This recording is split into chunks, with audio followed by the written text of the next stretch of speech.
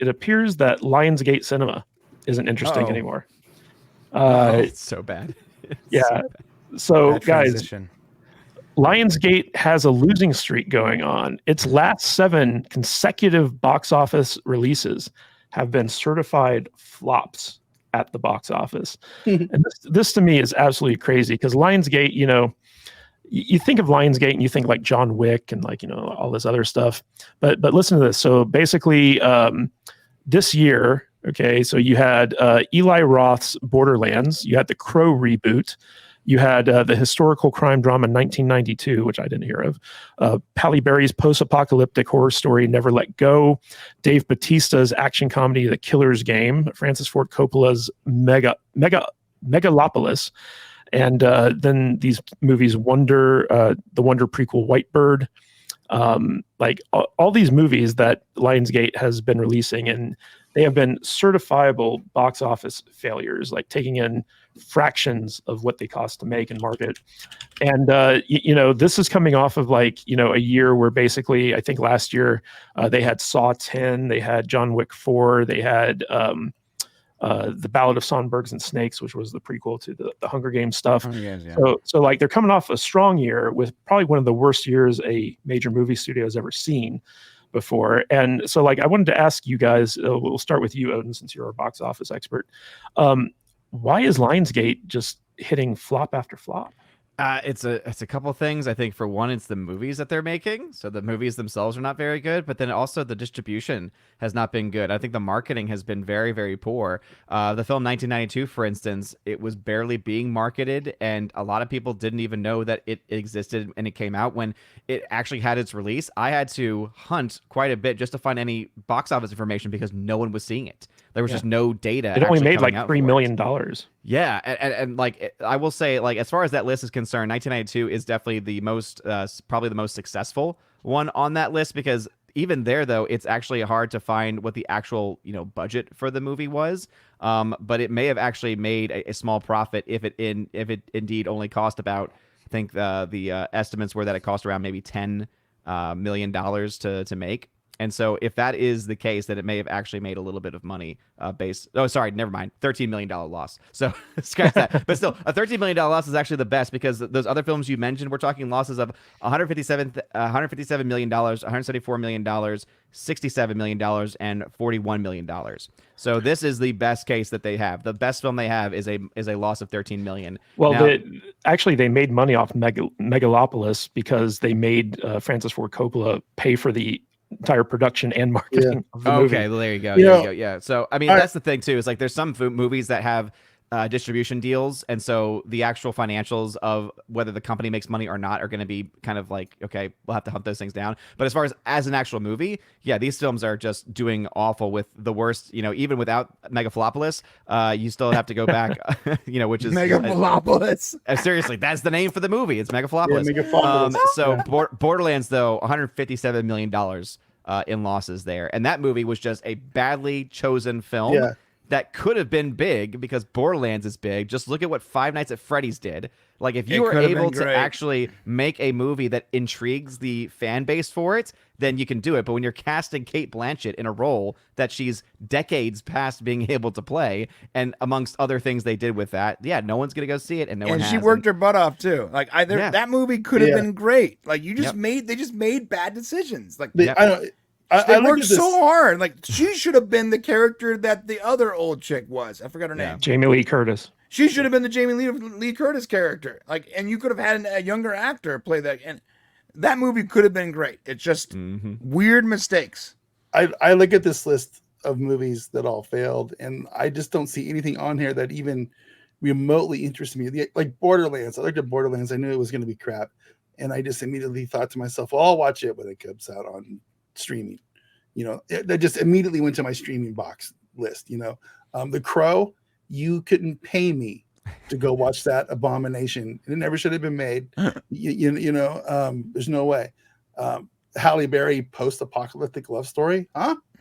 What is this movie? Never heard of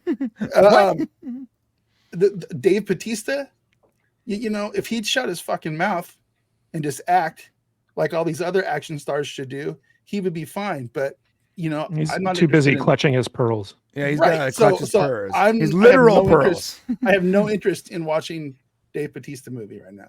You know what's amazing though about just, Never Let Go? Crazy. One thing about Never Let Go that you just mentioned is that the movie actually did decent word of mouth. Just the problem was no one really wanted to go see it in the first place because that movie ended up almost like tripling the amount of money it made after. Also, Halle Berry is not a movie star. No, I just keep going down this list. I keep going down this list. It's like Megalopolis. That's like hoity-toity art film. Flopolis, excuse me. I'll watch it some other time. And White Bird. I have no idea what these movies are. So yeah, too much fart sniffing over there, bro, for sure. So White Bird is a weird one. It's a co-production with another place, but also it apparently got 2023 released, but then it didn't get theatrical distribution until 2024. Because I remember I was looking for it, and apparently it had been online already since like 2023. So yeah, that's just a weird one. Well, Mr. Butters, when it comes to the Dave Bautista movie, The Killer's Game, that's the one where he's like an assassin, and he gets misdiagnosed with terminal cancer, and he hires somebody to like kill him. This is not an original story because this type of movie has been done multiple times before. However, Dave Bautista should be a huge draw, and this was something that went right to video essentially. It only made $5.9 million, and it had to cost way more than that.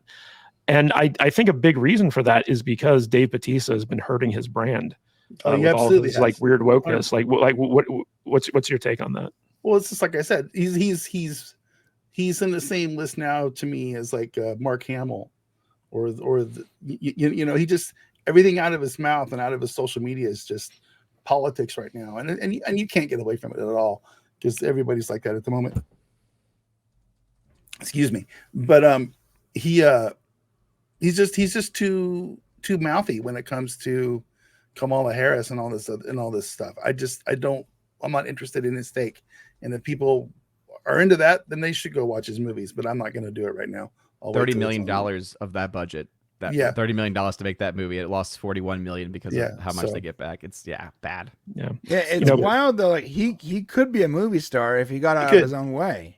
He's got to get like he's. I don't want to be the next Dwayne the Rock Johnson. Why not? Well, yeah, you do. Yeah, you definitely want. He's certainly not an actor. I don't agree. Yeah, because that's the one thing The Rock had was that I wouldn't say that he's a brilliant actor, but he had the charisma as a performer in wrestling to do something like that. Like his transition to film made a lot of sense. Batista's does not because he was never a good performer as far as his personality in the ring is concerned. All he can do is yell. Look at any movie he does, and he can't even yell right. I mean, come on. Yeah, it's true.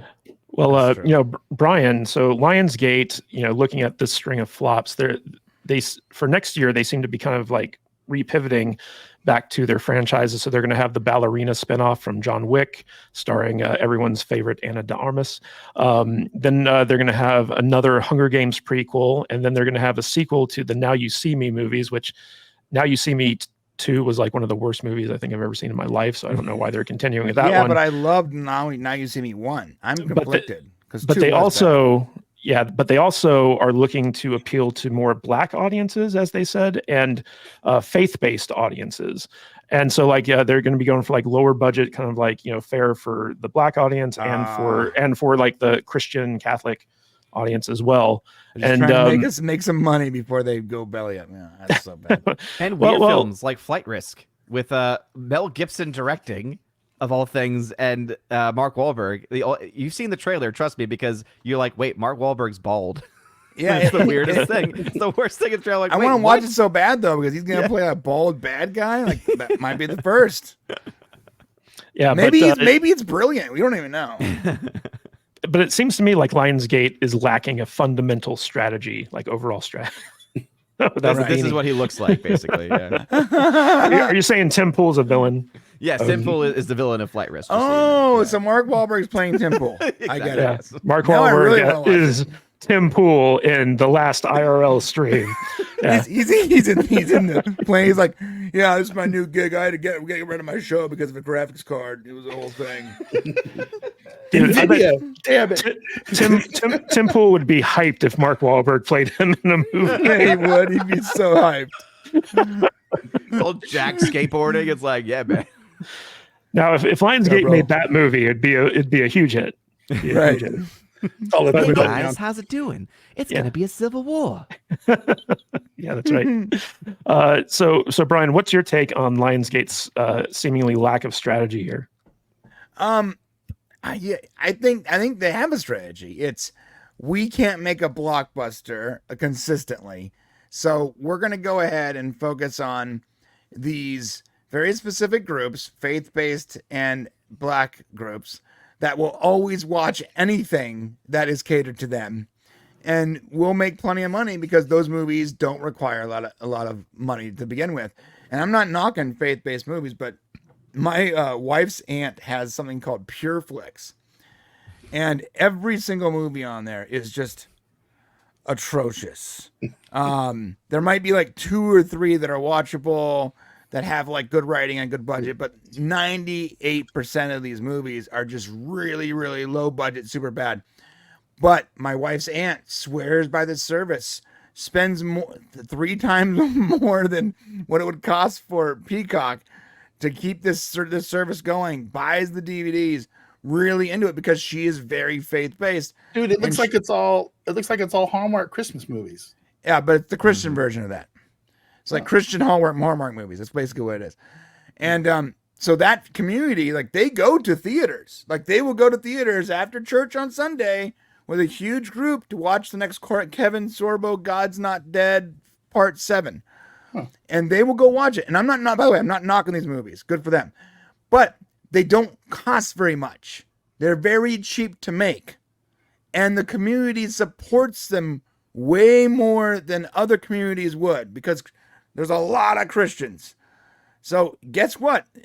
Focusing on that, it's a good business decision. So I think it's actually a good strategy. The strategy is we can't make a consistent blockbuster, so let's just cater to these very specific niche groups that are huge and support anything that has Black in the title or God in the title.